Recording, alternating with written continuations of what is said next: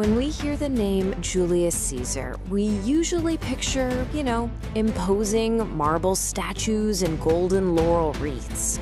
But beneath all that glorious mythological image lies a deeply human tragedy. We're going to dive into this explainer and look at the story of a man whose incredibly dangerous ambition took him from an impoverished kid to an immortal symbol.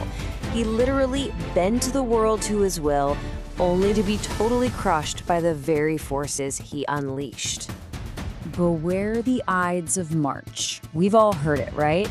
Now, what's really interesting about this famous prophecy is that it teases the brutal, bloody betrayal at the very end of his life. But to truly understand Caesar the human being, rather than just the myth, we have to realize his darkness started way earlier, in a rotting, chaotic Rome. The Republic was practically crumbling from the inside out. The rich were gorging themselves, the poor were starving, and political rivals were literally murdering each other in the streets. To make sense of it all, let's break this down into 4 pivotal, dramatic moments that completely defined him. His capture by pirates in 75 BC, his insane military victory at Alesia in 52 BC, that fateful decision to cross the Rubicon in 49 BC, and of course, his assassination in 44 BC. Each of these wasn't just a historical event. They fundamentally shaped his psychology, transforming him step by step from a vulnerable noble into an absolutely ruthless mastermind. So let's set the scene. Caesar learned the harsh reality of death and power really early on. He was born into a noble family, sure, but they were completely broke. He didn't have the luxury of safety.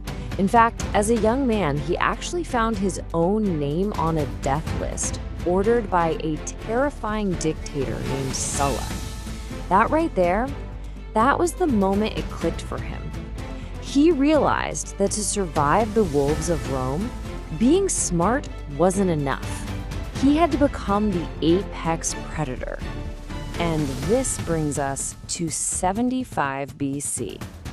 While fleeing the dangers of Rome, a young Caesar was sailing across the Aegean Sea when his ship was overtaken by pirates.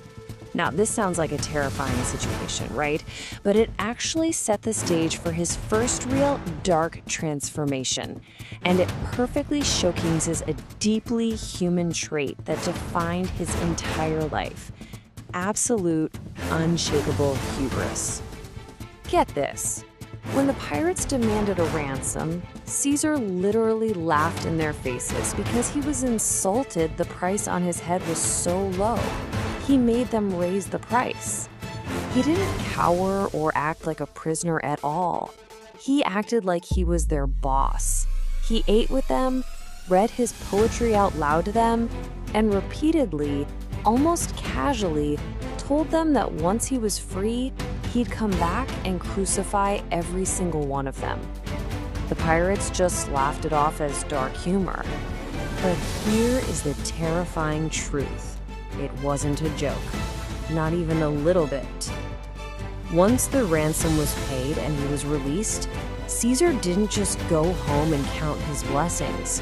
No, he immediately raised his own fleet of ships, hunted down those exact same pirates, captured them, and carried out his promise to the absolute letter. He crucified all of them.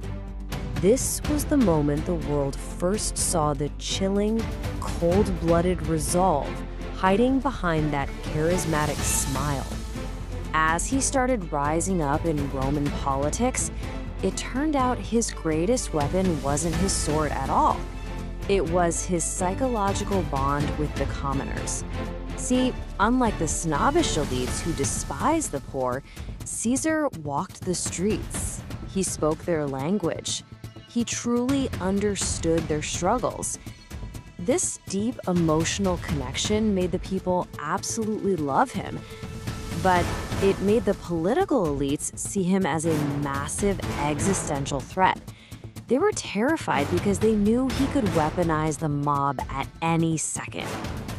Knowing he couldn't take on a hostile Senate all by himself, he proved his political genius. He formed a dangerous, secret alliance with Rome's greatest general, Pompey, and its richest man, Crassus. This first triumvirate basically hijacked true power right out from under the Senate. But Caesar was smart. He knew that in Rome, political power was incredibly fragile if you didn't have a fiercely loyal army standing right behind you. So to get that military backing, he looked north to Gaul, which is modern-day France. And he didn't just sit in a fancy command tent giving orders. No, he marched right into the mud and the blood. He ate the same terrible food, slept in the freezing rain right beside his men. Because he shared their suffering, his army essentially stopped being a regular military force. They morphed into this fiercely loyal cult, devoted completely and only to Caesar. And his military genius? It was practically mad science. Take the siege of Alesia in 52 BC. He's facing a massive rebellion, so he traps the enemy inside a fortress by building a wall entirely around it. Standard siege stuff, right? But then, he hears an enormous enemy relief army is coming up behind him. Does he run? Nope. He builds a second wall facing outward, trapping himself right in the middle. He fights this grueling two-front war simultaneously, and incredibly, he wins. It made him a living legend. Naturally, these legendary victories totally freaked out the Senate.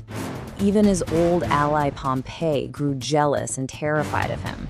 So, they issued a lethal ultimatum. They demanded Caesar disband his fiercely loyal army and return to Rome as a private citizen. And look, everyone, especially Caesar, knew exactly what that meant. Without his army to protect him, stepping foot in Rome meant certain political ruin. And let's be real, his guaranteed assassination. This brings us to 49 BC, with Caesar standing dead silent at the edge of the Rubicon River. Now, this wasn't just some random river. It was a strict legal border.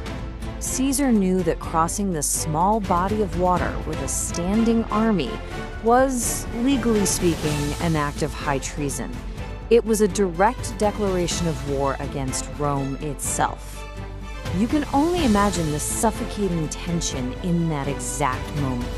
Uttering the unforgettable phrase, "the die is cast," he makes the ultimate gamble and plunges his horse into the water.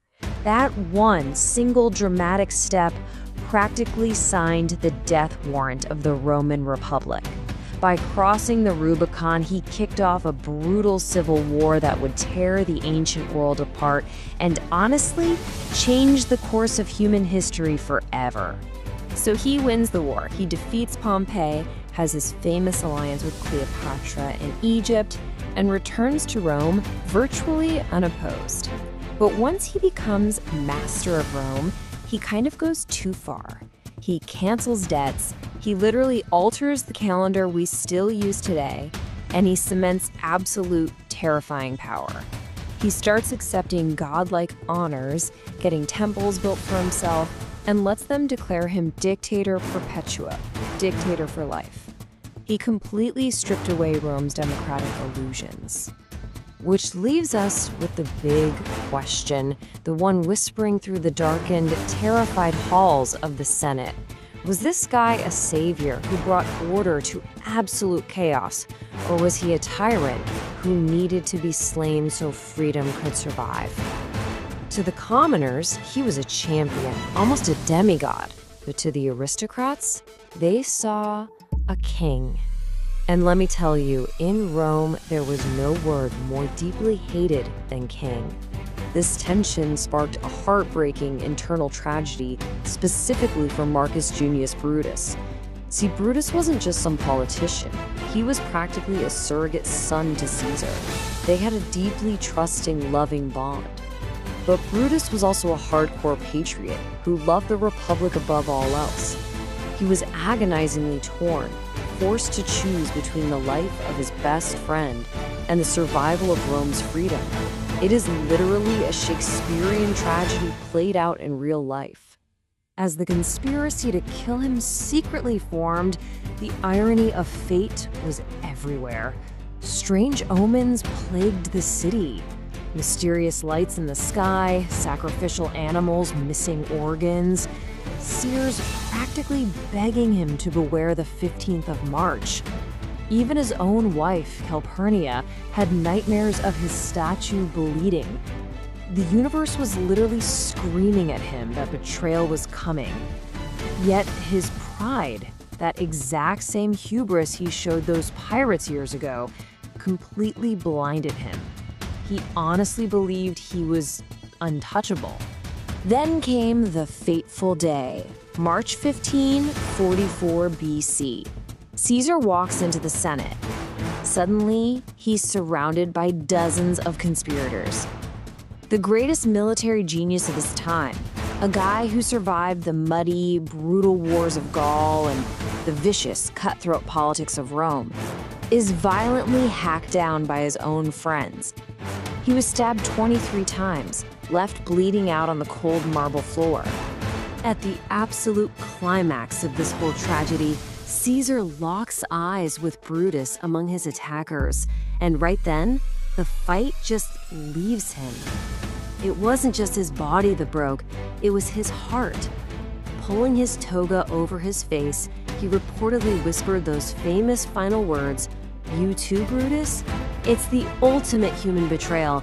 It shows us that despite all his godlike power, he died vulnerable, broken by the dagger of a man he truly loved. Now, the assassins mistakenly thought they were heroes. They thought they just cured Rome of a disease. But they wildly misjudged how much the common people loved Caesar. Mark Antony delivered this furious, masterful funeral speech that turned the grieving public into a raging mob. The assassins had to run for their lives, and instead of restoring peace, Caesar's death plunged Rome right back into a devastating, bloody civil war. Yet, in a way, Caesar ultimately won from beyond the grave. His assassins killed the physical man, sure, but they accidentally immortalized the idea of him. His name completely transcended his mortal life to become the literal symbol of emperors for thousands of years. I mean, the German Kaiser and the Russian Tsar, both of those words come directly from Caesar. He became the very definition of an empire. So, I want to leave you with this final provocative thought to chew on today. In their desperate, bloody attempt to prevent a king, did Caesar's betrayers actually just create something far more powerful? Did they kill a mortal man only to guarantee the birth of an immortal god?